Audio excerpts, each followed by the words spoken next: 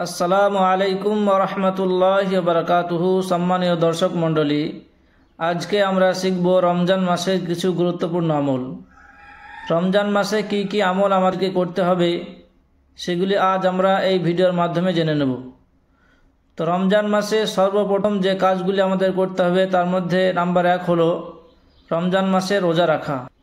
এই রোজা রাখার বিষয়ে নবী করিম সাল্লাল্লাহু আলাইহি ওয়াসাল্লাম ইরশাদ করেন, মান সামা রমাযানা ঈমানান ওয়া ইহতিসাবা গুফিরা লাহু মা কদ্দামা মিন যামবিহি। যে ব্যক্তি ঈমান ও ইয়াকিনের সঙ্গে, বিশ্বাসের সঙ্গে রমজান মাসে রোজা রাখবে, আল্লাহ তাআলা তার বিগত জীবনের সমস্ত গুনাহগুলিকে মাফ করে দেবেন। তাই আমাদের প্রথম আমল হলো রোজা রাখা। দ্বিতীয় নম্বর আমল হচ্ছে রমজান মাসে তারাবির নামাজ জামাতের সহিত আদায় করা। 3 নম্বর আমল হলো সাহারি খাওয়া। কেননা নবী করিম সাল্লাল্লাহু আলাইহি ওয়াসাল্লাম ইরশাদ করেন, তাসাহরু ফাইন্না ফিস সুহুরি বারকাতান। তোমরা সেহরি খাও, কেননা সেহরি খাওয়ার মধ্যে বরকত রহিয়াছে। নাম্বার 4 হলো ইফতার করা।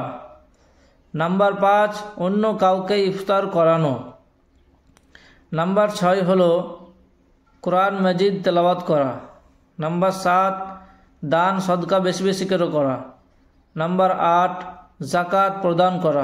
নাম্বার 9 রমজান মাসে যাবতীয় অশ্লীল কাজ থেকে বিরত থাকা।